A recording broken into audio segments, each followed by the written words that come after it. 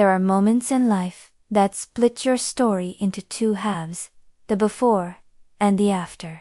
For me, that moment came on a warm Saturday afternoon in my father's backyard, surrounded by people who were supposed to love me. I want to tell you about the day my father called me a disgrace in front of everyone I had ever known, and the envelope I handed him before I walked away forever. My name doesn't matter for this story. What matters is what happened to me, and what I became because of it. I was 34 years old when this all unfolded, and up until that day, I thought I understood my family. I thought I understood my place in it. I was wrong. Let me take you back. I grew up the middle child of 3. An older brother, Daniel, who could do no wrong in our father's eyes, and a younger sister, Rima, who was the baby of the family, doted on and protected. And then there was me. I was the one who asked too many questions. The one who didn't fit the mold my father had built for his children. While Daniel went into the family construction business, straight out of college, and Rima married a man our father approved of within a year of meeting him, I chose a different path. I went into finance. I built my own life in the city, 2 hours away from the small town where I was raised. I told myself distance was healthy. I told myself it was about ambition, not escape. But if I'm honest with you now, the way I wasn't honest with myself back then, it was about escape. It was about getting as far as I could from a man whose love always came with conditions, and whose pride always seemed to skip right over me and land on my siblings.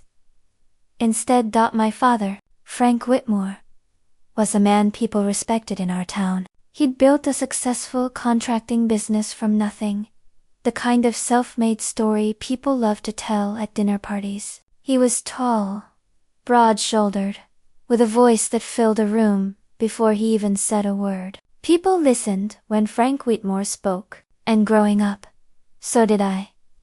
Desperately, hopefully, waiting for the day his approval would land on me the way it landed on my siblings. It never quite did, not in the way I needed it to. I want to be fair here, because this isn't a story about a monster. My father wasn't cruel in obvious ways. He didn't yell. He didn't strike. His cruelty was quieter than that. A comment here, a comparison there, a way of looking past me at family gatherings like I was furniture instead of his daughter. When I got into a top university, he asked why I didn't apply somewhere closer to home, somewhere he could keep an eye on me. When I got my first promotion, he asked when I was getting married, as if the career meant nothing without a husband to validate it. Every 5 years, our extended family held a reunion. Aunts, uncles, cousins, family, friends, who'd known us since childhood. Nearly 80 people gathering at my father's property for a weekend of barbecues, old stories, and forced nostalgia. I always went. Despite everything, despite the slow accumulation of small wounds, I always went, because some stubborn part of me kept hoping that this time, things would be different. This time, my father would look at me the way he looked at Daniel. This time, I would belong. This year's reunion was different from the start, though I didn't know why yet. There was a tension in the air, something unspoken moving beneath the surface of polite conversation. My Aunt Carol kept glancing at me with an expression I couldn't quite place, something between pity and worry. My cousin Mark avoided my eyes entirely. I told myself I was imagining things. I told myself it was nothing. But what I didn't know that day was that my father had been planning something, not a celebration, not a reconciliation. A performance. One designed to humiliate me in front of everyone I had ever known, to settle a score that, in his mind, had been building for years. I arrived early that morning, helping set up tables and chairs in the backyard the way I always did. My mother, gentle and tired in the way women become after decades of trying to keep peace in a house with someone like my father, hugged me tightly and whispered that she was glad I'd come. There was something in her voice, to a warning I didn't catch in time. By early afternoon, the yard was full, children running between legs, the smell of grilled meat drifting through the air. Old men arguing about football in lawn chairs. Women clustered together trading stories about children and grandchildren. It looked, from the outside, like the kind of gathering you'd see in a postcard. Warm, idyllic, safe. I should have known better. Safety was never something my father's house actually offered me. It only ever offered the appearance of it. It happened during the toast. My father stood at the head of the long table we'd set up under the old oak tree, a glass of wine in his hand. The way he did every reunion, ready to deliver the speech that always painted our family as something whole and admirable. I'd heard versions of this speech a dozen times before. I expected nothing different. I was wrong. He started the way he always did, thanking everyone for coming, talking about the importance of family, about roots and legacy, and the Whitmore name. And then his eyes found me, standing near the edge of the gathering with a paper plate in my hand. And something in his expression shifted, something cold. Asterisk, you know, he said, his voice carrying easily across the yard the way it always did. A family is only as strong as its weakest link. I felt my stomach drop before I even understood why. Some of us, he continued, build things. We create. We provide. We honor what this family stands for. He gestured toward Daniel, toward Rima, his voice warm with pride as he spoke their names. And then his eyes came back to me, and the warmth disappeared entirely. And some of us just take opportunities, take chances, and give nothing back. Some of us are nothing but a disgrace to everything this family has built. The yard went silent. 80 people. And not a single sound except the soft rustle of leaves in the oak tree above us. He was looking directly at me when he said it. There was no question, no ambiguity, about who he meant. I felt my face burn. I felt every eye in that backyard turn toward me, felt the weight of decades of comparison and disappointment crystallize into that single, devastating word. Disgrace, said in front of my mother, my siblings, my cousins, my aunts and uncles, the family friends who had watched me grow up, said with the casual cruelty of a man who had never once considered the cost of his words, because he had never once been taught that they had a cost at all. For a moment, I genuinely couldn't move. My whole body had gone numb, the kind of numbness that comes right before the pain arrives in full force. I looked at my mother, hoping for something, a word, an intervention, anything. She looked down at her hands. I looked at Daniel, who shifted uncomfortably, but said nothing. I looked at Rima, who at least had the decency to look horrified, though she too stayed silent. No one defended me. Not one person, out of 80, stood up and said his words were wrong. And in that silence, something inside me didn't break, it sharpened. I want you to understand something about me. Before I go further into this story, I am not someone who explodes. I am not someone who screams or cries in public, even when the wound is as deep as the one my father had just carved into me in front of everyone I had ever known. What I am is someone who, when truly hurt, goes very still, very calm, and starts thinking 3 steps ahead. That calm settled over me now, even as my heart pounded and my hands trembled at my sides. I set down my paper plate on the nearest table. I reached into my purse, where, 2 weeks earlier, for reasons I will explain shortly, I had placed a sealed white envelope, never quite sure if I would actually use it, never quite sure if I had the courage. I walked toward my father.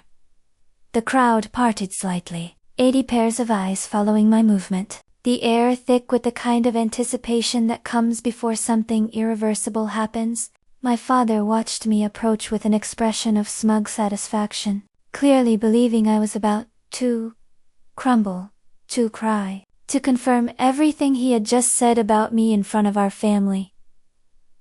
I did not cry.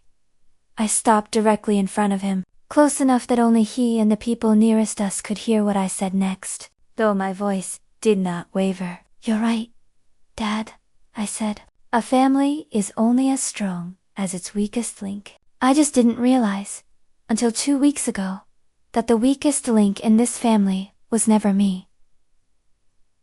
I held out the envelope. "Open it later," I said. "When you're alone. You'll understand." And then I turned, and I walked out of that backyard, out of that reunion, out of my father's life, without looking back even once, though I could feel 80 pairs of eyes on my back the entire way to my car. And I could feel, more than anything, the confused, uncertain silence I left behind me, the first crack in the carefully constructed image my father had spent his whole life building. I didn't know it yet, standing in that driveway with shaking hands and a pounding heart, but that envelope was about to unravel everything my father had built his pride on, and the truth inside it had been 2 weeks in the making. 2 weeks that had changed everything I thought I knew about my family, and about the man who had just called me a disgrace in front of everyone I loved. To understand what was in that envelope, I have to take you back further. I have to take you to the beginning of the truth that destroyed my father's carefully built world. 3 weeks before the reunion, I received a phone call that changed everything. It was a Tuesday evening, unremarkable in every way until my phone rang with a number I didn't recognize. I almost let it go to voicemail. I was tired from work, ready to collapse onto my couch with a glass of wine and forget the world for a few hours, but something made me answer. The voice on the other end belonged to a woman named Patricia. She introduced herself carefully, almost nervously, and asked if I was the daughter of Frank Whitmore. When I confirmed that I was, there was a long pause on the line, long enough that I thought the call had dropped. "I think there's something you need to know," she finally said. "Something about your father, and about your family's business. I want to pause here and tell you what I knew about my father's company before that phone call, because it matters for what comes next." Whitmore Construction had been the backbone of our family identity for over 30 years. It was the thing my father was proudest of, the thing he talked about at every gathering, the legacy he constantly reminded Daniel he would one day inherit. It employed nearly 40 people in our town. It had built half the houses in our county. It was, in every sense, my father's life's work.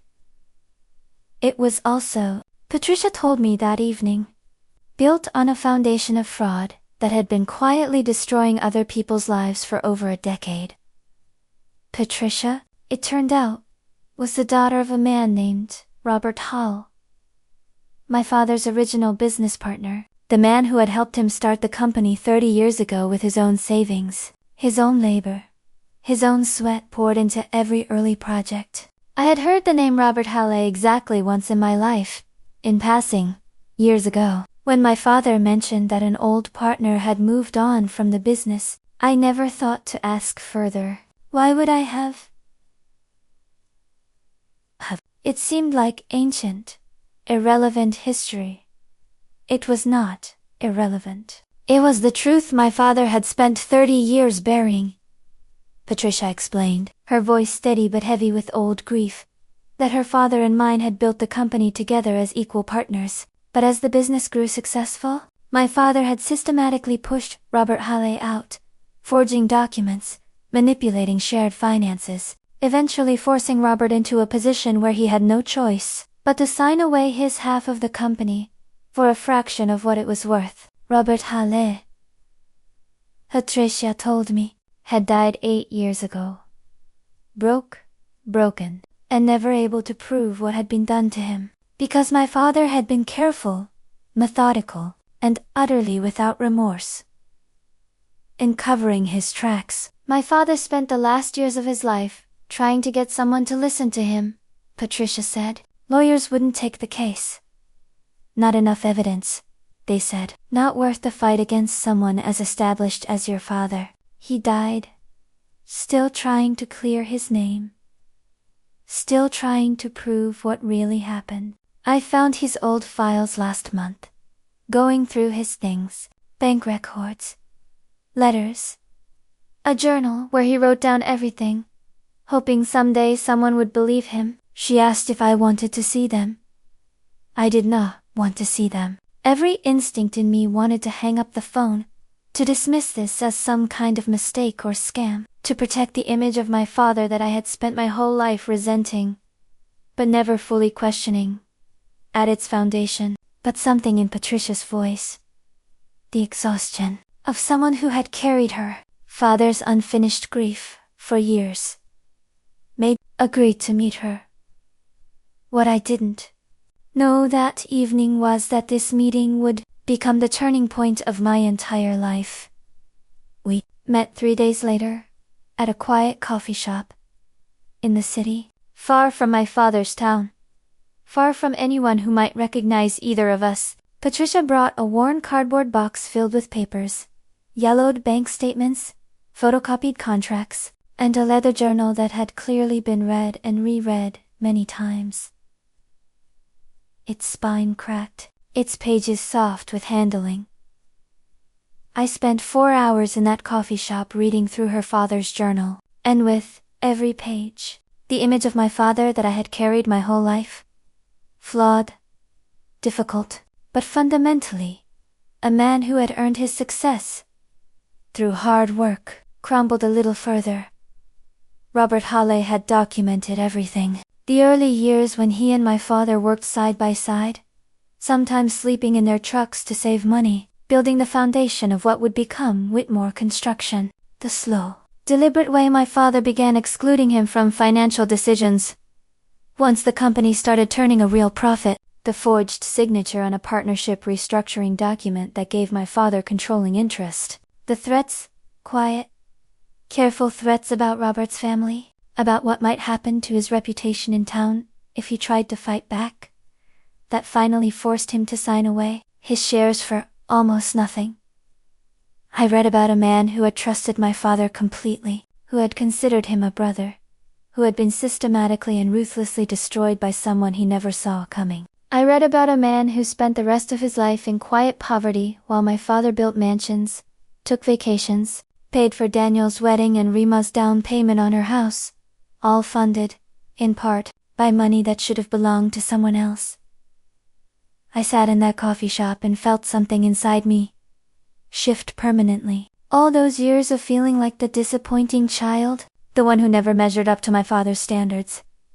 And the truth was that my father's entire empire, the empire he held up as the measure by which he judged all of us, was built on a betrayal so profound it had cost a man everything, including, eventually, his life. "Why are you telling me this?" I asked Patricia, my voice barely steady. "Why not?" "Go to the police, a lawyer."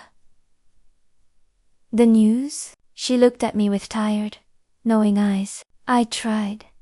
When my father was alive, no one would touch it. Not enough hard evidence for a case.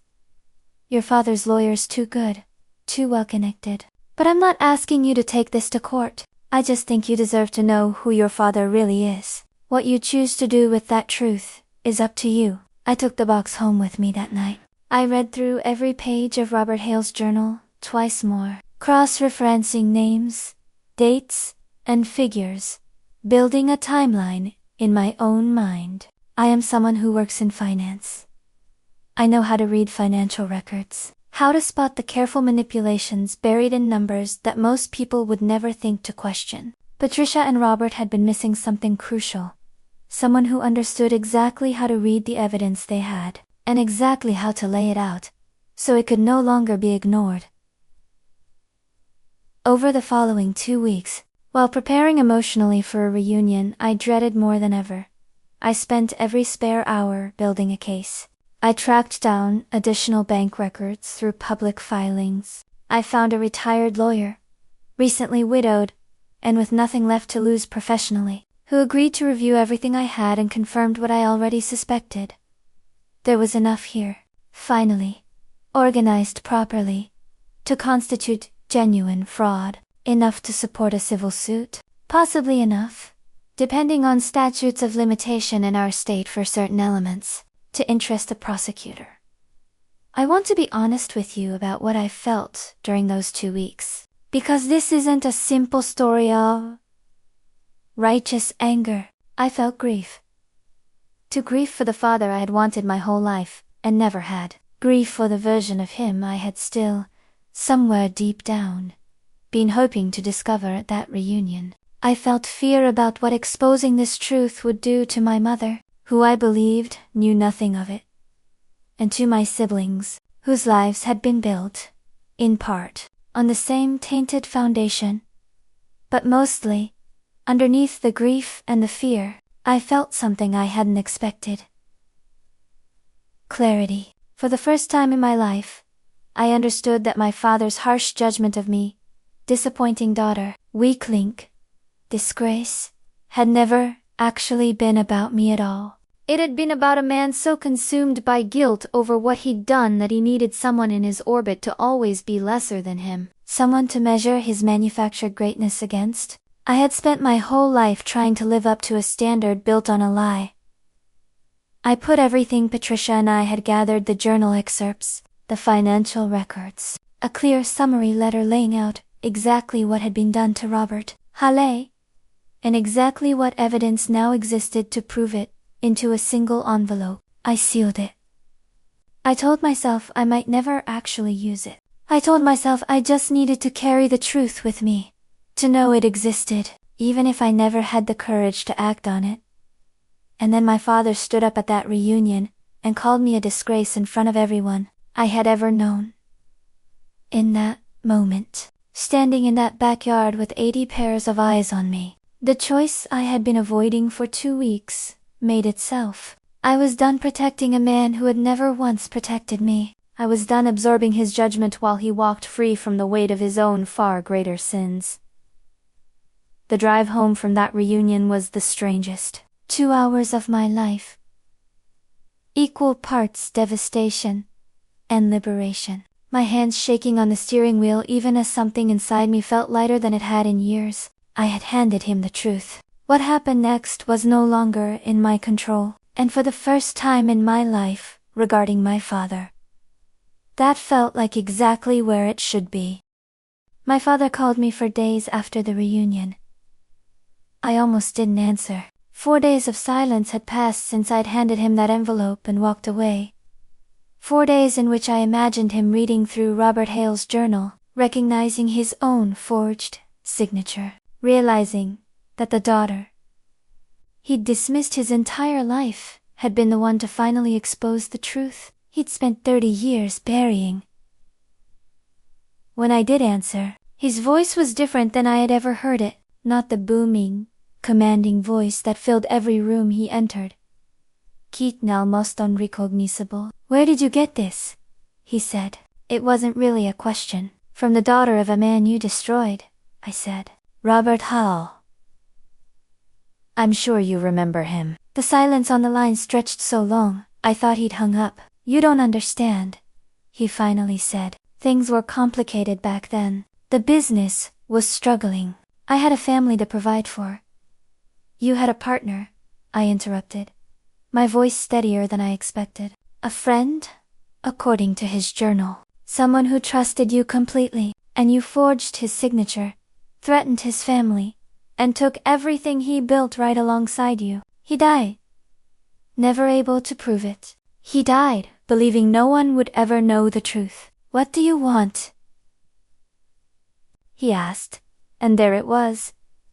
The question that revealed everything about how he had always understood our relationship. Not an apology. Not even genuine remorse. Just a transactional question. The assumption that everything, even this, came down to what I wanted from him. "I don't want anything from you," I told him. "I wanted you, for one moment in your life, to understand what it feels like to be exposed for who you really are in front of everyone who respects you, the way you've exposed me, over and over, my entire life, for things that were never even true." I told him then what I had decided over those 4 days of silence. I wasn't taking it to the press. I wasn't trying to destroy him publicly, though I knew now that I could. Instead, I had given copies of everything to Patricia, along with the retired lawyer's assessment, and I was helping her file a civil suit. Not for revenge, but because Robert Halle deserved, even now, even after his death, to have the truth officially recognized. Whatever consequences followed from that process, financial or otherwise, were not mine to control. They were simply, finally, the truth catching up to him. I also told him something else. Something I needed him to hear as much as I needed to say it. I told him that my mother deserved to know the truth about the money that had built her comfortable life. That Daniel and Rima deserved to understand what their inheritance had actually been built on, so they could make their own choices about what kind of people they wanted to be going forward. I wasn't going to make those choices for them. I was simply done being the only one who carried the cost of his actions while he stood at the head of family tables, judging everyone else's worth. What followed, over the next several months, was not the dramatic, cinematic downfall you might expect from a story like this. It was slower, quieter, and in some ways, more devastating than any public scandal could have been. The civil suit moved forward. The evidence, properly organized and presented for the first time, was strong enough that my father's lawyers advised him to settle rather than risk a trial. The settlement, when it finally came, was substantial enough to require selling off a significant portion of company assets. Enough that the empire he'd built his entire identity around shrank to something far smaller than what he'd spent 30 years constructing.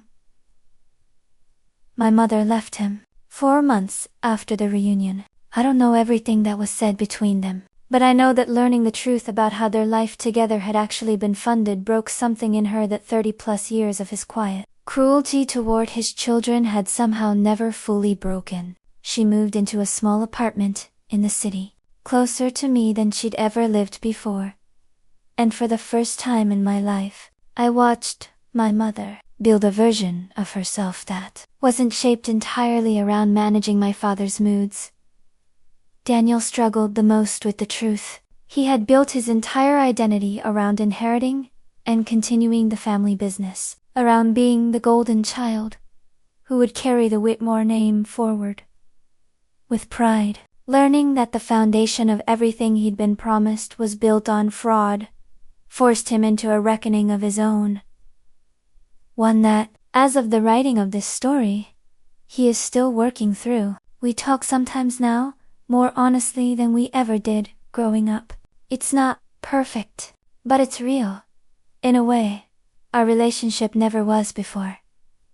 Rima, surprisingly, was the one who reached out to me first after everything came to light. She apologized.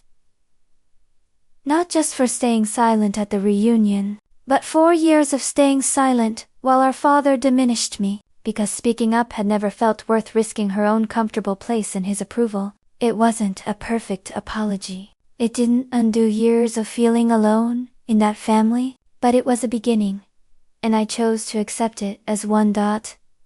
As for my father, I saw him once more, nearly a year after the reunion, at a mediation meeting related to the settlement. He looked smaller than I remembered him, not just physically, though the stress had visibly aged him, but smaller in presence, in the way he carried himself. The booming confidence that had filled every room he entered for my entire life was gone, replaced by something tired and uncertain.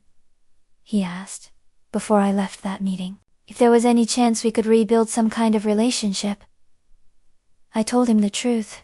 I told him I didn't know. That trust, once shattered as thoroughly as ours had been, doesn't rebuild itself through a single conversation or a single moment of consequence finally catching up to someone. I told him that if he ever wanted a relationship with me again, it would have to start with him actually seeing me, not as a disappointment to measure against his other children, not as a weak link in his carefully constructed legacy, but as a person who had spent her whole life trying to earn a love that should never have required earning in the first place. I don't know if he heard me.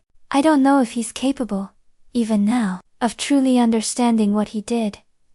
Not just to Robert Halley, but to every person in his orbit, who he diminished, in order to keep his own carefully built image intact. Some people, I've come to understand, are so committed to the story they've told themselves about who they are, that the truth, even when undeniable, doesn't actually change them.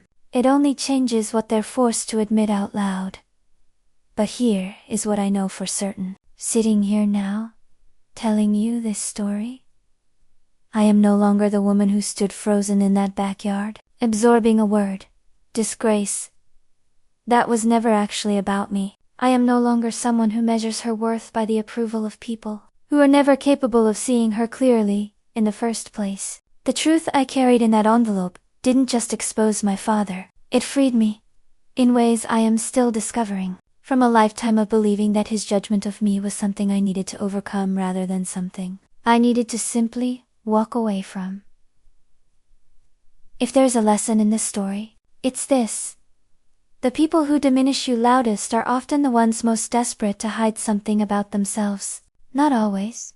Sometimes cruelty is simply cruelty, with no hidden depths beneath it. But often, the harshest judgments come from people running from their own truths. People who need someone else to carry the weight of inadequacy, so they never have to examine their own. You don't have to carry that weight. I spent over 30 years carrying mine, certain that if I just tried harder, achieved more, became someone different, I might finally earn the love and respect that should have been unconditional from the start. It took a stranger's phone call, a dead man's journal, and one devastating moment in a backyard, full of silent witnesses, for me to finally understand the truth. I was never the disgrace in that family. I was simply the only one brave enough, eventually, to stop pretending otherwise. I left that reunion with nothing but an empty hand and a racing heart, but I built, in the months that followed, something I had never had before. A life defined by my own truth, rather than someone else's judgment of me. And that, in the end, is worth more than any approval I spent a lifetime chasing.